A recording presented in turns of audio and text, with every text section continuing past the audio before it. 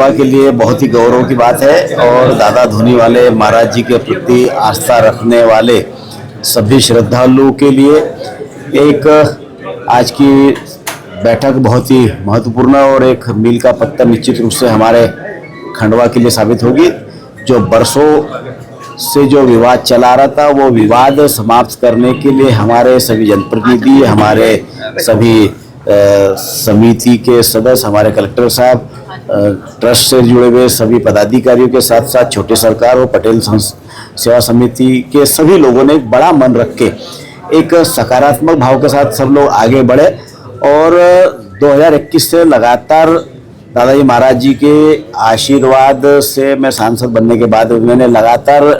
इस दिशा में पहल करी कि हम सब लोगों का एक लक्ष्य होना चाहिए कि दादाजी महाराज का मंदिर का निर्माण हो और उस दिशा में हम लोगों ने आगे बढ़ने का पूरा प्रयास किया और लगातार बैठकों के बाद सबकी सहमति बनी। जो विवाद चला रहा था कि सफ़ेद पत्थर का लाल पत्थर का, तो पत्थरों का विवाद भी सारे लोगों ने बड़ा मन रख के उसको भी हल किया। 4 आर्किटेक्ट लोगों को बुलाकर उनसे सहमति करवाकर एक 1.5 नंबर मार्बल के पत्थर में एक भव्य मंदिर यहाँ पर बनेगा। 84 खंबे और 108 खंबे का भी जो विषय था वो दादाजी महाराज ने ऐसी कृपा करी कि 84 खंबे जिसको गिरना हो 84 खंबे भी है और 108 खंबे भी है। आज क्या और उसी के साथ साथ हम लोगों का यह था कि भाई इसके एक मंदिर की निर्माण समिति अलग से बने और निर्माण समिति के मार्गदर्शन में ही पूरा मंदिर का निर्माण हो और मंदिर निर्माण होने के बाद जैसे पूर्ण हो जाएगा वो समिति स्वतः ही समाप्त होगी। तो पदेन विधायक, सांसद, महापौर, कलेक्टर, एसडीएम ये 5 पदेन हैं। उसके साथ साथ ट्रस्ट से जो 2 सदस्य है, एक ट्रस्ट की तरफ से टेक्निकल है और उसी के साथ साथ पटेल सेवा संस्थान की तरफ से भी है, छोटे सरकार की तरफ से भी है। और जो दादाजी के प्रति जिनकी अगाध श्रद्धा है, ऐसे एक श्रद्धालु जिसमें गणेश कनाड़े का नाम सबकी सहमति से आया है और हिसाब किताब क्योंकि बड़ा काम होगा तो उसके हिसाब किताब सी कम्युनिटी की तरफ से भी भरत भाई झवर, उद्योग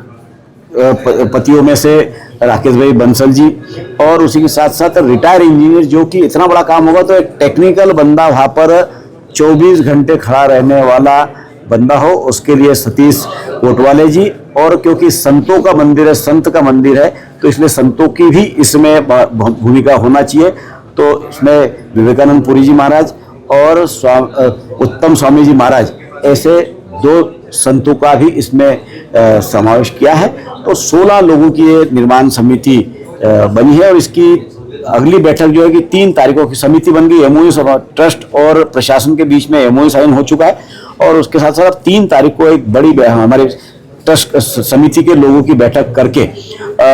आगे के कामों की दिशा देने के लिए जल्द से जल्द इसकी मुहूर्त की तारीख निकालकर एक भव्य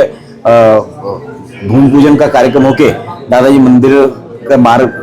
में आगे बढ़ने की दिशा में हम लोग कार्य कर रहे हैं। सांसद जी, क्या डेडलाइन रखी गई, क्या बजट होगा इसका? ऊपर और 100 के आसपास का होगा, लेकिन जो भी होगा कि इसमें सारा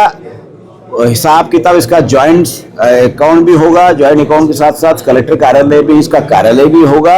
और पूरी पारदर्शिता के साथ हर माह इसकी बैठक होगी। हर माह में हमने क्या क्या किया है वो सारी चीज़ें